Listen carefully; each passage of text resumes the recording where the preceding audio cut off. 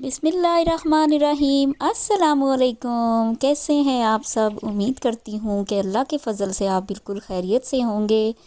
जी, तो आज आप को लेके जा रही हूँ मैं एक गार्डनिंग वर्कशॉप में, जो कि कंडक्ट की गई थी सर तारिक शबीर की तरफ से।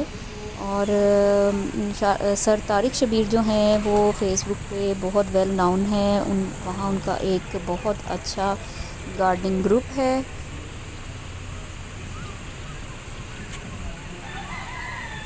और उस ग्रुप का नाम है ऑर्गेनिक गार्डनिंग पाकिस्तान। जी अस्सलाम तो वालेकुम व्यूअर्स, कैसे हैं आज का आप? व्लॉग स्टार्ट जी, करते आज हैं। मैं एक वर्कशॉप में आई हूँ जहाँ पे गार्डनिंग वर्कशॉप है और यहाँ पे कुछ लर्निंग होगी और हम कुछ सीखेंगे यहाँ पे कि गार्डनिंग कैसे की जाती है। तो इंशाल्लाह मैं वेट कर रही हूँ समीर का कि वो आ जाएँ और फिर हम इकट्ठे चलें।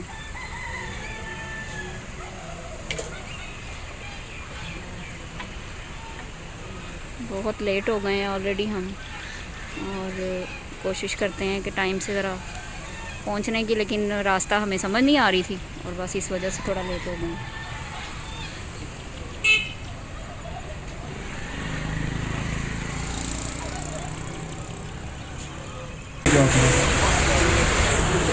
टमाटर का पौधा है, टमाटर का पौधा।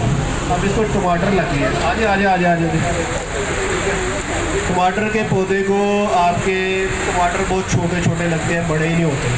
ठीक है, उसको क्या चाहिए? कैल्शियम। लेकिन आपका टमाटर का पौधा नीचे से गल रहा है। ठीक है, पौधा नहीं, उसका फ्रूट नीचे से गल रहा है, तो उसको चाहिए कैल्शियम। अगर वो बड़ा नहीं हो रहा, उसको क्या चाहिए? पोटाशियम। अब ये पोटाशियम जितने भी फलदार पौधे हैं, जितने भी सब्जियां जिनके ऊपर फल लगता है, मिर्च होगी, शिमला मिर्च होगी, कोई भी जिनका फ्रूट लगता है ऊपर, बैंगन हो गया, इसको पोटाशियम चाहिए। पोटाशियम हर पौधे को चाहिए। अब इसमें पोटाशियम नहीं है, जितनी भी हमने मिट्टी तैयार की है इसके अंदर पोटाशियम नहीं है। पोटाशियम का बेहतरीन सोर्स कुदरत ने दिया है केले का छिलका। केले के छिलके में, ये जो केले का छिलका जो हम केला खाते हैं और सड़क पे फेंक देते हैं, और हम अगर कोई दूसरा फेंकता है ना, उसको हम कहते हैं ये जाहिल है, कोई इससे स्लिप होगा, मर जाएगा। लेकिन यकीन माने कि दुनिया में आज तक केले के छिलके से स्लिप होकर शायद कोई नहीं मरा। ठीक है, नॉन ऑर्गेनिक खा खा के रोज़ा मरते हैं, केले के छिलके से आज तक कोई स्लिप हुआ है? था केले के छिलके से? मुझे बताइए, यहाँ पे नहीं हुआ ना। ये रिच सोर्स है उसका पोटाशियम का। ठीक है, इसको आप छोटे टुकड़े कर दें, पानी में मिला लें, पानी में मिला के 36 घंटे 48 घंटे छोड़ दें। वो पानी आप अपने प्लांट के ऊपर स्प्रे करें, वो प्लांट के पोटाशियम की कमी पूरी होगी। अगर इसको आप ड्राई कर लेते हैं, इसका सफूक करा लेते हैं, ये मिट्टी में मिला देते हैं, ठीक है, आपकी पोटाशियम की कमी यहाँ भी पूरी होगी। अब बाज़ार से लेते हो खाद, डीएपी। डीएपी में क्या है? डीएपी में यही चीज़ें हैं ना, पोटाशियम, सल्फर और नाइट्रोजन, ये इसी का ही है ना मरकब। वो चीज़ें आप डीएपी गैर फितरी खादें लेके पूरी करने के बजाय आप फितरी चीज़ें लेके पूरी नहीं कर सकते। रोज़ आप वेस्ट करते हो इसको, रोज़ बाहर फेंकते हो। ये सब्ज़ी के छिलके रोज़ बाहर फेंकते हो ना, ठीक है ना। अब आप बोर हो रही हो, आप कह रहे हो कि मुझे क्यों खड़ा कर दिया। मैंने आपसे एक दो सवाल और कर दिया। अच्छा, अब मैं कहने क्या लगा था, हाँ, अब आप कहते हो जी मुझे यूरिया चाहिए, और यूरिया का तो आपने मुझे बताया ही नहीं कि यूरिया कैसे मिलेगा। ये जो घास है ना, ये जो घास, इसको काटते हो, आपका माली काट के बाहर फेंक देता है। ये रिच सोर्स ऑफ नाइट्रोजन है। इसको प्लांट के ऊपर मल्चिंग कर लें, पौधों के ऊपर, गमलों में मल्चिंग कर लें। इसको पानी में डिप करके रख दें, तकरीबन कोई 2-3 दिन 4 दिन डिप करके रख दें। वो पानी आप पौधों को दें, ये आपके पौधों को नाइट्रोजन भी मिल गया। और मेरी बहन को मिल गई डायमंड रिंग। साइज़ क्या? सवाल दिया, आप अपनी बहन के देखें।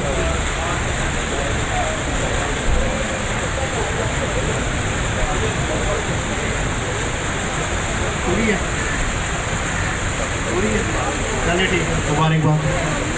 ठीक है, ये ले जी। आप भी सवाल का जवाब देंगे, कोई के नहीं देंगे। अच्छा चलें, मैंने अब आपको मट्टी बनाने का तरीका सिखा दिया। अब आपकी मट्टी में तमाम न्यूट्रिएंट्स पूरे हो गए। ये न्यूट्रिएंट्स अगर आपने इसमें सब्ज़ी का पौधा लगा रहा है तो अगले 1 साल के लिए काफ़ी है। अगर आपने इसमें परमानेंट प्लांट लगाना है, कोई डेकोरेशन प्लांट लगाना है, डेकोरेशन प्लांट के मैं खिलाफ हूँ। वो प्लांट कभी ना लगाए जिसको आप खा नहीं सकते, ठीक है। हमेशा वो प्लांट लगाए जिसको आप खा सकते हैं। लान की डेकोरेशन करनी है तो ठीक है, एक उससे बस एक मरतबा पैसे लगाने हैं, इसके बाद ख़त्म। पैसे ना लगाने पड़े, पैसे आपने उस चीज़ पे लगाने हैं जो आप खा सकें। जिसको आप खा नहीं सकते वो नहीं लगाना। तो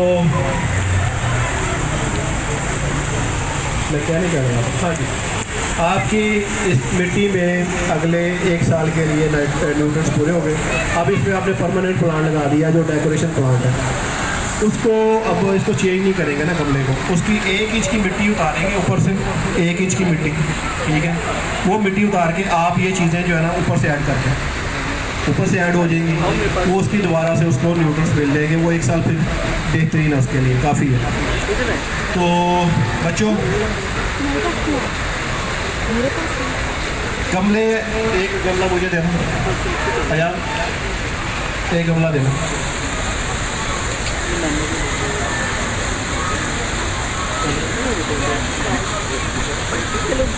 जी, जब भी आपने सीड लगाना है ना, सीड, उसकी गमले की मिट्टी रेतली होनी चाहिए, नरम होनी चाहिए, फुरफुरी होनी चाहिए, वेल ड्रेन, नीचे इसके सुराख खुले होने चाहिए, ठीक है।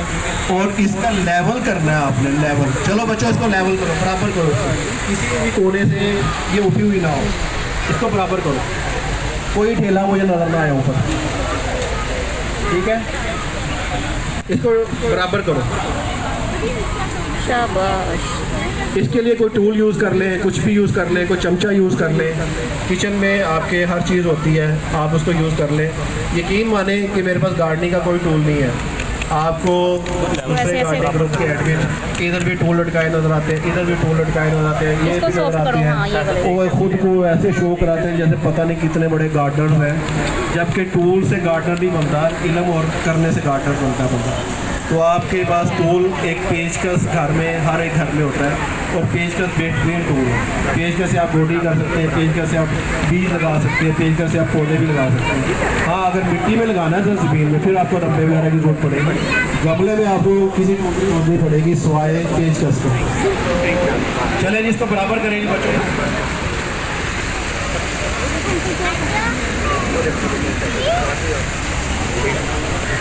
किसने बराबर कर लिया, किसने बराबर किया?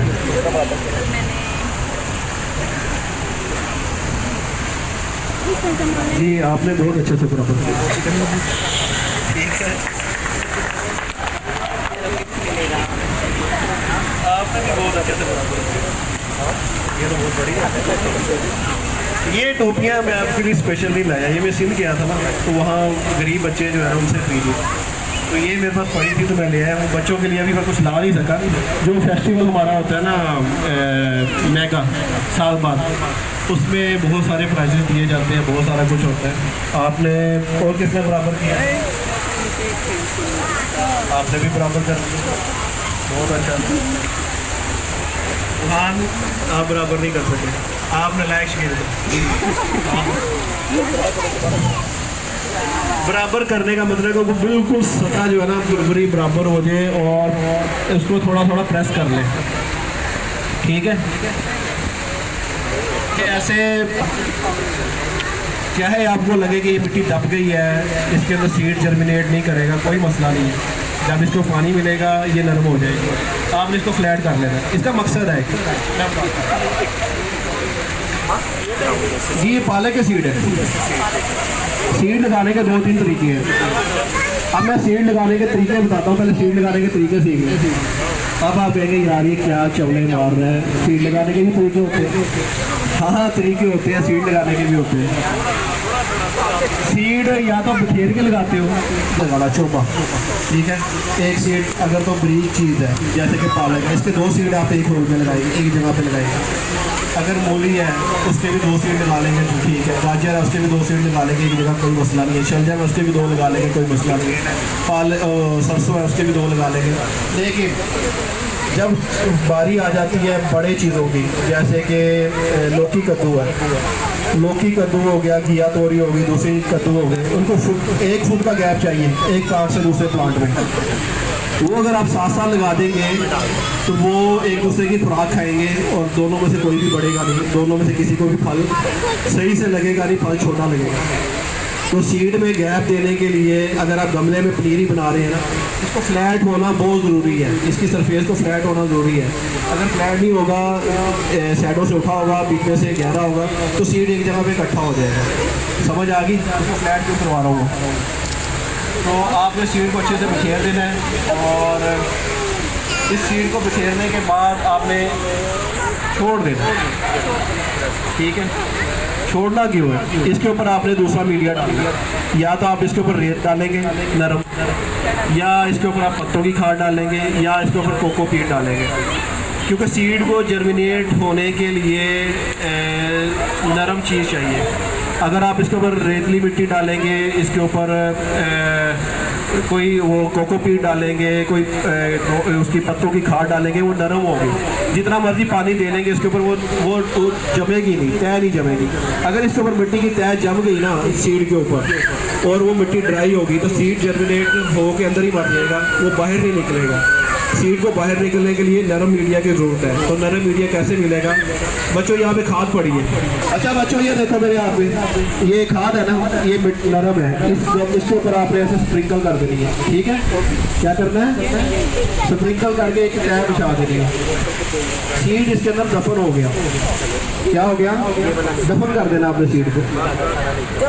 अब जिन लोगों ने, जिन बच्चों ने मिट्टी बराबर नहीं की थी ना, इवन नहीं थी, उनके देखे ना वो सीड सेंटर में रह गए, साइडों पे नहीं हुए। तो ये आपने इस तरह बराबर कर लेना है।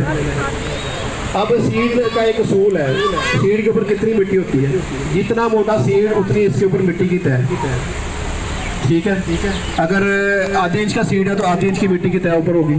अगर ये बारीक सीड है, मूली का है और बारीक सीड किसी भी चीज़ का है, पालक वगैरह का है, तो इसके ऊपर मिट्टी बहुत मामूली सी होगी, ठीक है।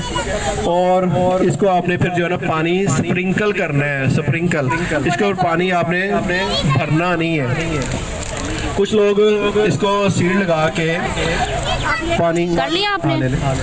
पानी जो है ना इसको गमले को फुल भर देते हैं, वो सीड जो है ना फिर से तैर जाता है ऊपर। जब सीड तैर जाता है तो वो फिर अनइवन हो गया, तो सीड लगाने का कोई फायदा नहीं होगा। ऐसे आपने इसको सिर्फ पानी स्प्रिंकल करना है, ठीक है। स्प्रिंकल करेंगे तो ये इसको पानी ना तो ज़्यादा मिला ना कम मिला, सीड की जो है ना मुंह की स्पोर खुलेगी और उसकी वजह से उसका कुदरती निज़ाम, उसको जो जागने का अमल शुरू हो जाएगा और उसमें से प्लांट निकलना शुरू हो जाएगा। अब लोग पूछते हैं जी हमारा सीड हो गया पुराना, ठीक है। सीड हो गया पुराने, वो जर्मिनेट नहीं कर रहे। सीड का अंग्रेज जो है ना ऐसा कोई खोती का बच्चा है उसकी, उसने बड़े बड़े बैंक बना दिए हैं, सीड बैंक। कोई अंटार्कटिका में है, दुनिया में 8 बैंक उसने बना दिए हैं कि कुछ समुंदर के नीचे है कि अगर एटॉमिक जंग हो जाती है या कोई शहाब साकिब ज़मीन से टकरा जाता है तो हमारे पास सीड ऐसे होना कि जब हम दोबारा से उस बैंक में से निकाल लें और वो हम फिर से दोबारा खेती बाड़ी शुरू कर दें। और उसका एक मकसद और भी है। आजकल ये डालिए यार, अच्छा आजकल जंग चल रही है हाइब्रिड सीड की। जिस तरह हम हाइब्रिड सीड लगाते जा रहे हैं ना, उस तरह हमारे जो गज़ा है ना, गज़ा जो हम ले रहे हैं उसमें से न्यूट्रिएंट्स कम होते जा रहे हैं। एक टमाटर जिसमें पहले बहुत कुछ होता था आजकल कुछ भी नहीं होता। क्यों? हाइब्रिड पैदावार पे जोर दिया जा रहा है, उसकी न्यूट्रिएंट्स वैल्यू पे जोर नहीं दिया जा रहा। किसान को चाहिए 1 एकड़ में से ज़्यादा पैसे, वो ज़्यादा से ज़्यादा पैसे कैसे आएंगे? हाइब्रिड सीड लगा के। देसी सीडों को ख़त्म किया जा रहा है। हम चाहते हैं कि हमारे पौधे पे बहुत सारा ढेर सारा फ्रूट लगे, भरा हो, लदा हो, चाहे उसमें न्यूट्रंस ना हो, न्यूट्रंस से खाली हो। लेकिन हम ये कभी नहीं कहेंगे हमारे प्लांट के ऊपर 2-4 ही फल लगे। देसी सीड लोग क्यों मांगते हैं? बस नीचे रखो। अच्छा, देसी सीड इसीलिए लोग मांगते हैं, जो पुराने लोग हैं ना वो कहते हैं जी हमें देसी चीज़ चाहिए। तो देसी में क्या है कि देसी में आप गार्लिक ले लें। जो देसी गार्लिक है ना, जो लहसुन है, उसकी स्मेल देखें, जा रहे हैं? अच्छा जी, जो देसी है उसकी स्मेल और है, जो फार्मी है जिसको हम फार्मिंग कहते हैं वो हाइब्रिड है, उसकी स्मेल और है। जैसे आजकल G1 गार्लिक आया, वो बकवास तरीन है, वो बिक रहा है तकरीबन 18,000-20,000 रुपये किलो। गार्लिक कितने रुपए किलो बिक रहा है? गार्लिक 18,000-20,000 रुपये किलो। लेकिन उसमें न्यूट्रिएंट्स वैल्यू नहीं है, उसका टेस्ट नहीं है। दावा किया जा रहा है कि जिसके न्यूट्रिएंट्स वैल्यू, पहली बात है वो गार्लिक ही नहीं है, ठीक है, वो गार्लिक ही नहीं है। अच्छा जी, आगे चलते हैं, ठीक है। अब मैं आपको बताता हूँ पनीरी लगाने का तरीका। बच्चों ये गमले वहीं यहीं रहने दो, ये आपके अपने हो गए, ठीक है। इनको अपने घर लेके जाना है। इसमें से पौधे निकलेंगे ना तो आपने ग्रुप में शेयर करना है, ठीक है। अभी वहाँ से एक गमला और उठा के लाओ। टमाटर है ना, इसकी पनीरी जब तैयार करते हैं ना तो एक ही गमले में तैयार करते हैं। अब मैं बताता हूँ कि आप हम गमलों की पौधों की पनीरियाँ क्यों तैयार करते हैं, वो भी मैं बताऊँगा। लेकिन सबसे पहले अभी ये पनीरी तैयार हुई है, इसको हमने निकाल लिया। लोग डरते हैं कि इसकी जड़ें टूट जाएंगी, क्या होगा, ठीक है। ये मैंने इसको क्रश किया, जड़ें टूट गई, सबकी सब जड़ें टूट गई, ठीक है। इसको मैंने मट्टी झाड़ ली, मट्टी झड़ गई, तो थोड़ी बहुत जड़ें रह गई है, ठीक है। अब ये थोड़ी बहुत जड़ें रह गई है, हमने इसी से लगा इन पौधों को अलग अलग करेंगे। ये हमारा पौधा अलग हो गया। अब हमने इसको लगाना है ज़मीन में। हम करते क्या है कि हम लगाते हैं सिर्फ इतना, ये इतना हिस्सा ज़मीन में लगाते हैं सिर्फ। जबकि टमाटर का ये पूरा पौधा, इसको इतना भी डीप कर देंगे तो पूरे में से जड़ें निकल आती है। इसमें सलाहियत है इस पौधे में कि ये अपनी जड़ें पूरी शाख से निकाल सकता है, ठीक है। इसको आपने आधा ज़मीन में लगाना है, आधा। अगर ये आपकी पनीरी लंबी हो गई है, 3-4 इंच की हो गई है, तो आपने इसको आधा ज़मीन में लगाना है, ठीक है। तो अगर आप इसमें डर रहे हैं कि जड़ें टूट गई है तो डरना नहीं है, बेफिक्र रहना है। इसको आप लगाएं। लगाना कैसे है? उंगली से इसका डीप होल करें, डीप होल कर दिया। इसमें आपने इसको सिंपल रखना है, कुछ नहीं किया। साइडों से आपने इसको मिट्टी साइड लगा दी, ये आपका पौधा लग जाएगा। समझ आ गई कि नहीं आई? ये वालों को नजर आए। ये लगाना कैसे है? उंगली से इसको होल किया। अगर आप सर्दी में हैं तो ग्लव पहन लें। अगर आप टूल लगाना चाह रहे हैं तो एक पेंचकस ले लें, उससे ऐसे होल कर लेना है। उंगली से एक डीप होल कर लेना है, ठीक है। उसमें सिंपल ये पौधा डालना है और इसको आधे से ज़्यादा डाल देना है, ठीक है। सिर्फ इसकी जड़ नहीं डालनी, ठीक है। इसको आधे से ज़्यादा डाल देना है। ये बरी हो गया, आधा बरी हो गया, ठीक है। इसके साथ आप ये साइडों से मिट्टी इकट्ठी कर लिया, लगा देनी है। ये सिंपल पनीरी लगाने का असूल है। सिंपल ये पनीरी लगाने का असूल है। इसमें होगा क्या? अच्छा बता, ये अगले 4-5 दिन इस पौधे के लिए ना क्रिटिकल है, इसकी सर्वाइवल के लिए क्रिटिकल है। ये अपनी सर्वाइवल की जंग लड़ेगा अगले 4 से 5 दिन। इसको नम रखना है, पानी देना है। नम रहेगा तो ये पौधा बचेगा, अगर नम नहीं रहेगा तो ये पौधा मर। अगर ये डाउन होता है तो ये अगर ज़्यादा ऊपर होगा ना, मिट्टी से ज़्यादा बाहर होगा तो ये गिरेगा और मर जाएगा, फिर ये उठेगा नहीं, ठीक है। अब इसको गिरने से बचाने के लिए हमने इसको आधा बरी कर दिया। आधा जो है ना हमने इसको ज़मीन में दबा दिया, तो आधा दबाने से ये गिर भी गया तो ये ऊपर वाला हिस्सा नहीं गिरता, अब ये गिरेगा नहीं, ठीक है।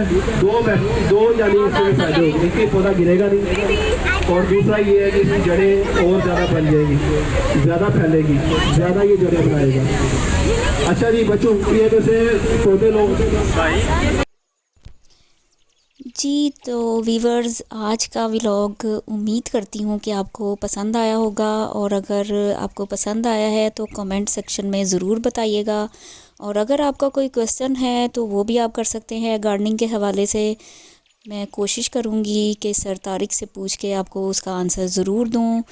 और ये देखें आबशार है, बहुत ही खूबसूरत। ये एक घर था, तो घर के अंदर ये एक वर्कशॉप रखी थी सर तारिक ने, और घर बहुत ही खूबसूरत था। और मैंने थोड़ा सा आपको एक ओवरव्यू देने के लिए एक छोटी सी वीडियो बनाई थी।